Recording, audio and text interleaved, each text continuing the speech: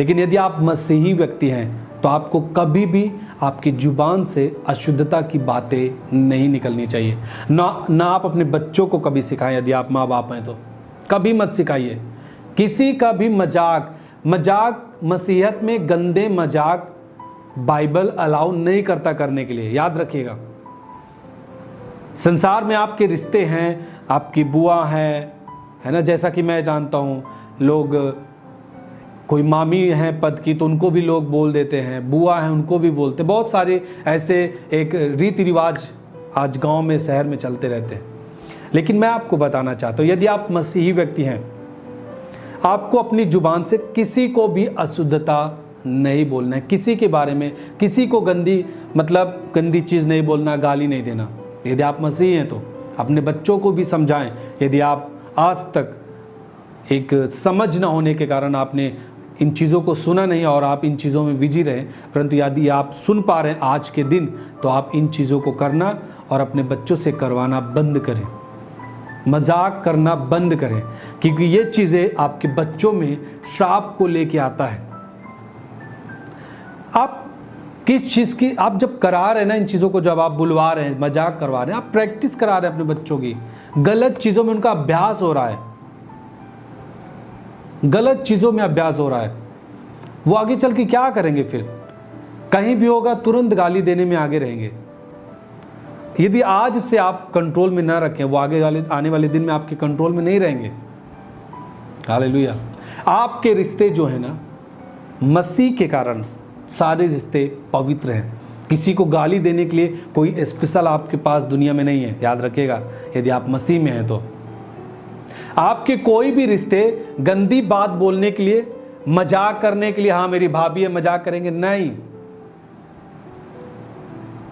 यदि आज भी आप मजाक करते हैं, गंदी बात बोलते हैं, है ना, आप अश्लीलता की बात बोलते हैं, आप भाभी हैं ठीक है, आप अश्लीलता की बात बोलते हैं, इसका मतलब है आपके अंदर परमेश्वर की आत्मा नहीं है।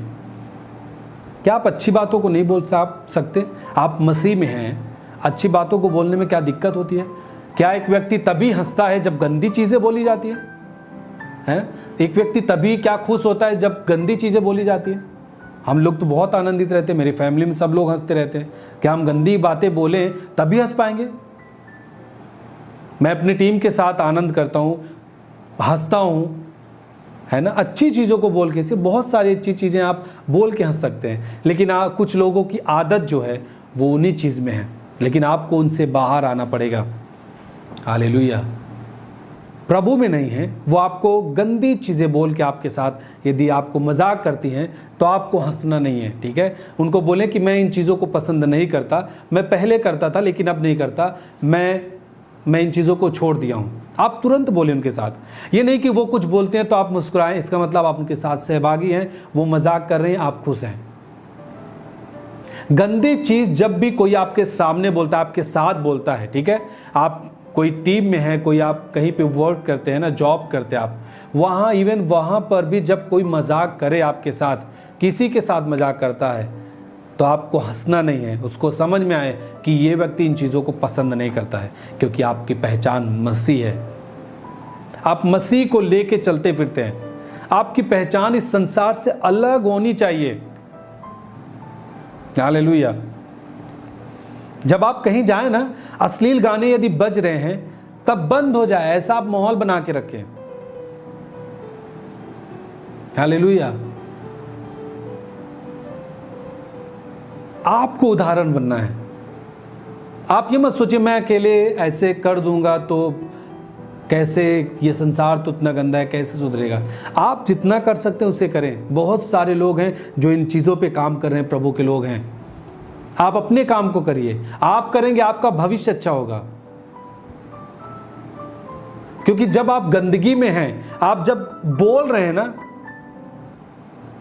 आप जब बोलते हैं, आप जब उद्धार के लिए बोलते हैं, यीशु मेरा प्रभु है, उद्धार के लिए वचन को बोलते हैं, तब आप क्या करते हैं? उद्धार में प्रवेश करते हैं और आप चंगाई को पा जाते हैं। जब आप चंगाई के लिए बोलते हैं, और सोचिए जब आप गंदी चीज़ों को बोलेंगे, इसका मतलब वो गंदगी आपके अंदर क्या होगी?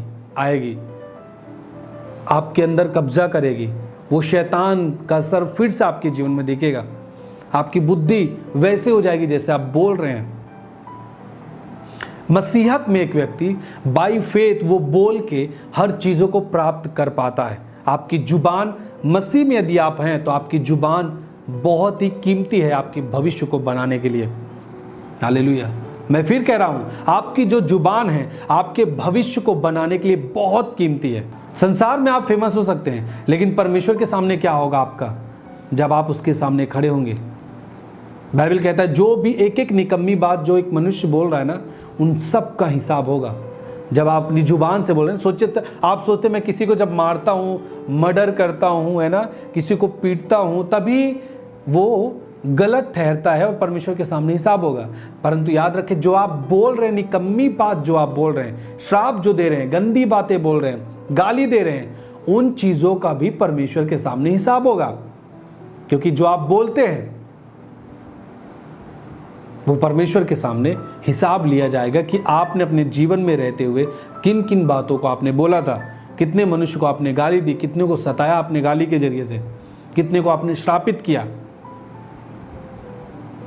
कितनी बहनों के साथ आपने जुबान से, है ना, राह चलते आपने कितनी गलत अश्लीलता के बातों को बोला है। वो सब आपको हिसाब आपके साथ लिया जाएगा, वो परमेश्वर लेगा।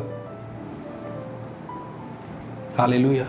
क्यों ना हम एक ऐसा उदाहरण बने कि लोग जब हम बोले तो उसका प्रभाव हो, है ना। जब आप कई लोग हैं आज गाली देते हैं, ठीक है, खूब गाली देंगे, हर जुबान पे गाली देते हैं। कुछ लोग तो आज इस तरीके से हैं, उनको जब अपनी बातों में दम लाना है ना, गाली इस्तेमाल करते हैं।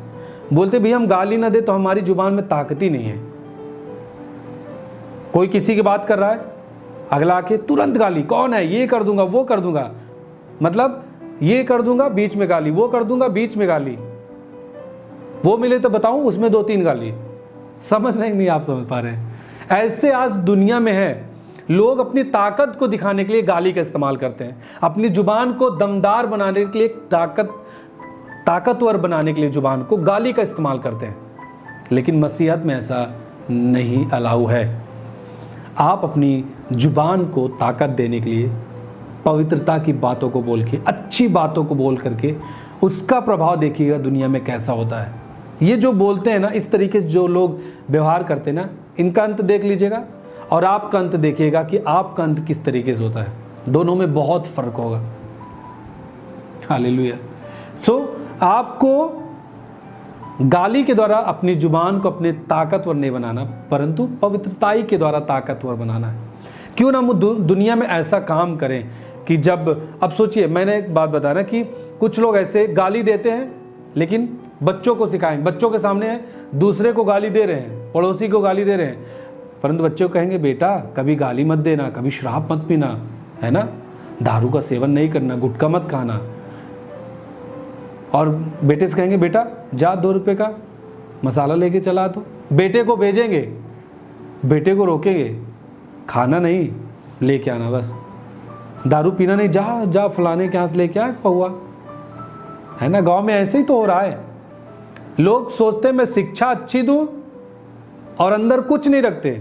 उस शिक्षा का कोई प्रभाव इस दुनिया में एक व्यक्ति के ऊपर नहीं पड़ेगा।